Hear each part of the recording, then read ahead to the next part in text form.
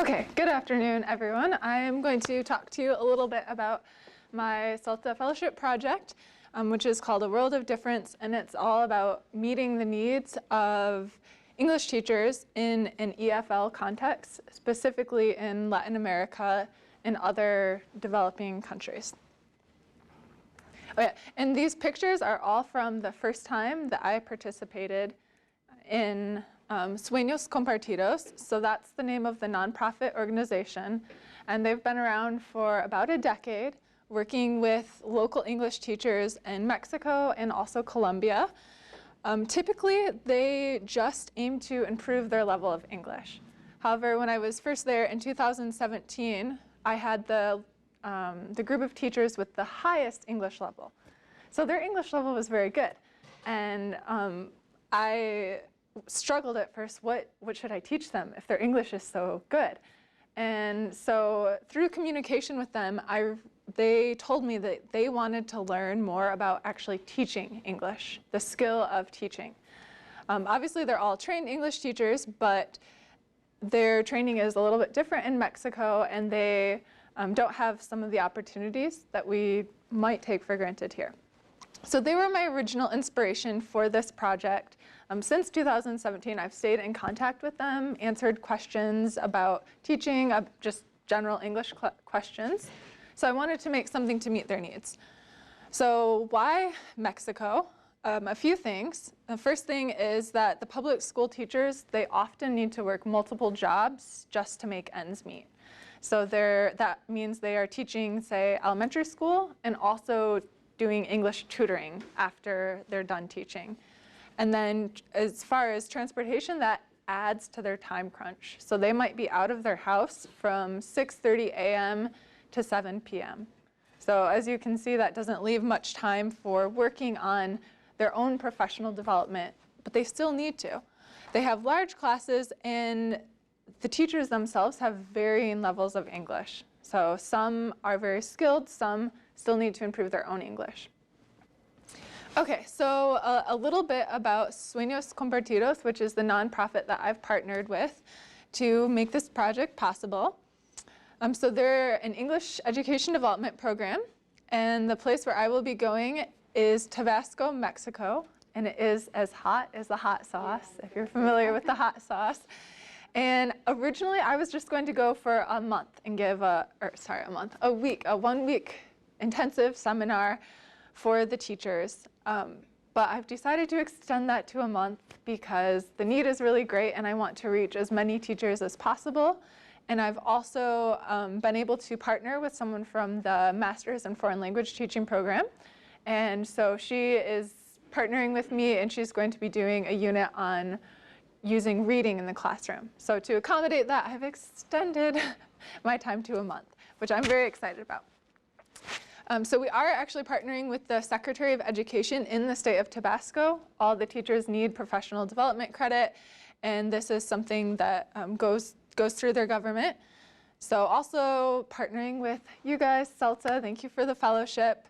And as far as English teachers, we have already had over 165 English teachers sign up. So that's a lot. That's a lot, but I'm going to be working to accommodate them. And another thing is they're from all different levels, right? Some of them teach primary schools, whereas my project has been focused more on middle school and above.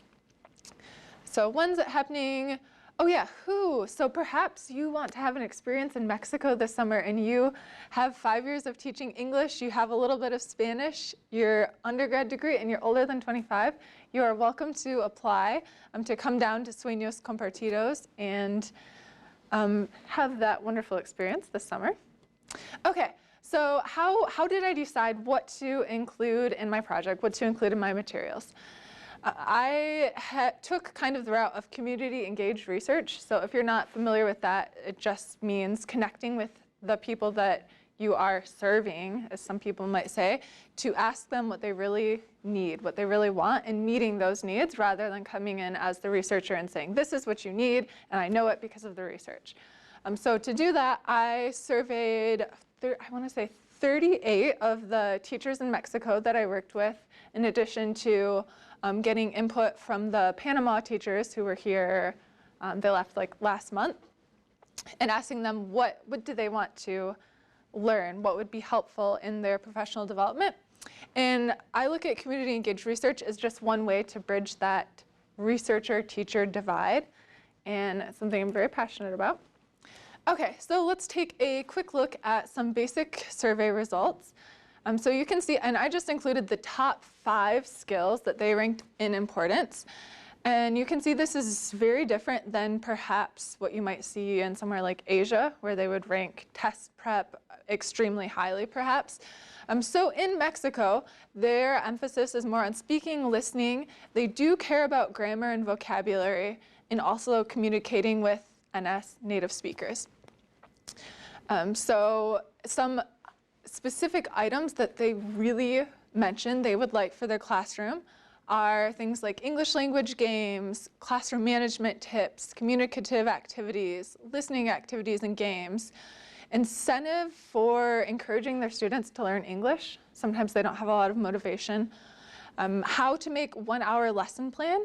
So this is something that most of us take for granted. Obviously, we learned that in a teacher training program, but that was not my experience. They weren't sure how to go about that. So just providing step-by-step instructions so they are able to make more effective lesson plans, and etc. So you'll see a lot. They want a lot of games and communicative activities for learning. So that's something Mary, this is a picture of Mary, my collaborator from the MAFLT program. She teaches high school or 8th grade Spanish, and she's in the MAFLT program with Amanda. So some things that she will be hitting on: classroom management, creating stories with high frequency language, pop-up grammar, low prep games, lesson planning. So we kind of come together, we bring our different backgrounds and our different strategies to provide more of a benefit to the English teachers that we'll be working with. Okay, so what kind of research, what kind of people who have influenced what I'm looking at? So just by looking at these lovely photographs, you know these people. So some of the things that I have focused on in developing the materials have been incidental focus on form, where they still maintain their attention on the meaning, the communicative meaning. I've also looked at natural development sequence as far as what grammar are students acquiring first, using corrective feedback in a communicative context, and also salience. So these people don't necessarily all agree about everything, but they have helpful things to say, and there's some research that I've been able to implement into the materials. So for example, the handbook, which I'm giving the teachers, is loosely organized around certain themes. So like, for example, authentic materials. What are authentic materials? Rather than just giving them a definition and here's what the research says about it, we are going to practice it. So for example, one of the lessons that I'm going to teach is about American celebrations. That's a very popular topic, potlucks and party animals. And so bringing in authentic material, authentic invitations, I have, if I have time, I'll give you guys a sneak peek.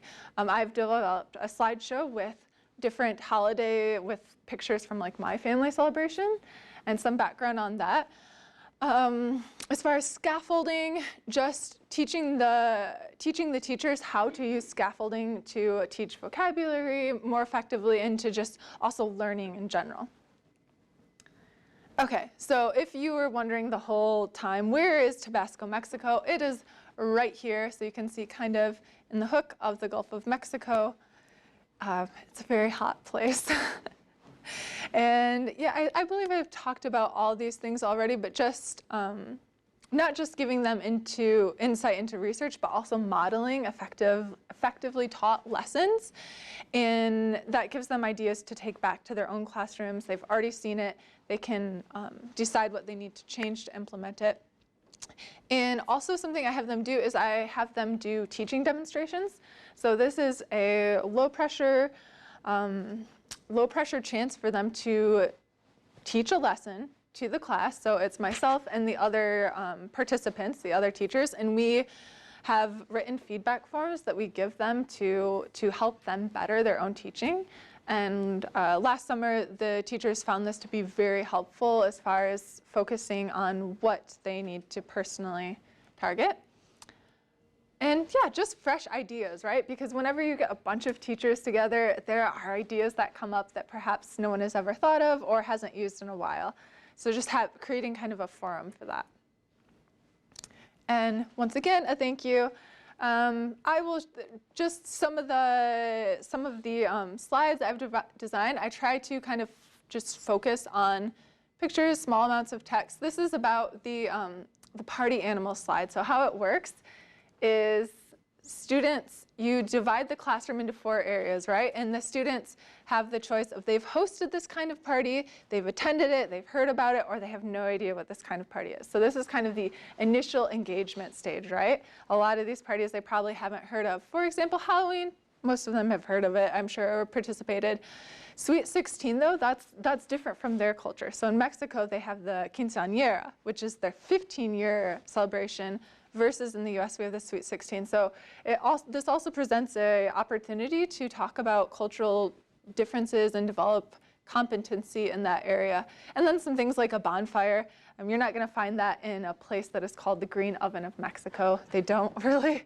And they don't have marshmallows for sale. I think that's kind of an American thing, sweet on top of sweet. Yeah, so some different things. And then other materials, I have some based around TED Talks, so bringing in authentic material and kind of connecting it to the students. So they need to answer the hypothetical question, what 3 to 5 things did you do that made this year so amazing?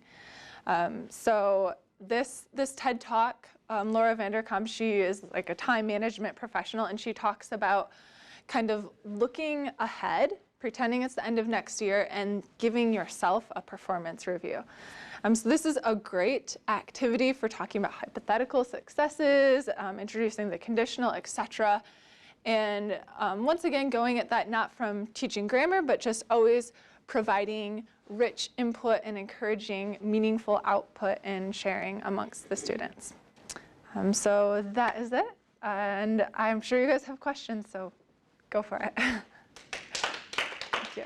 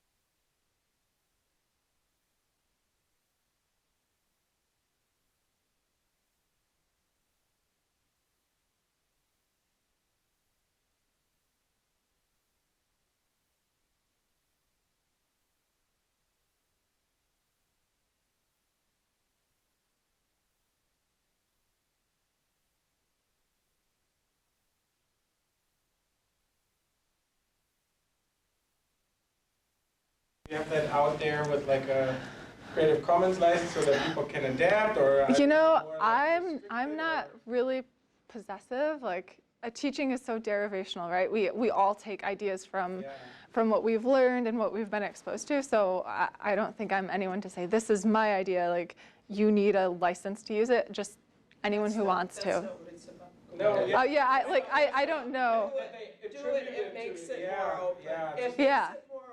Oh, okay. You can set what levels of use you want. Okay, I guess I should talk to Stephanie about it then. Definitely, you want it attributed to you. Okay, yeah. And by giving it that licensing, if anybody searches for it on the web, they will see it as an open educational resource. Just saying. That's really good. So I think I need to make an appointment to talk with Stephanie and learn more about that.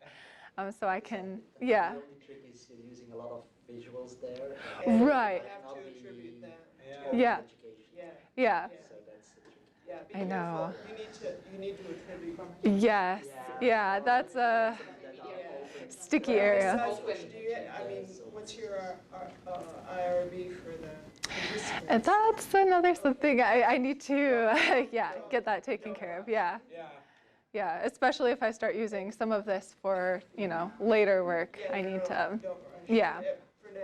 Yeah. right, Talk to us later. yes. But I think it's a valuable thing to share, and I think Absolutely. those things, Mhm. other people will appreciate that, and yeah, talk to us maybe in the coming Sorry, months. I didn't mean to steal your thunder. No. I completely agree that. No.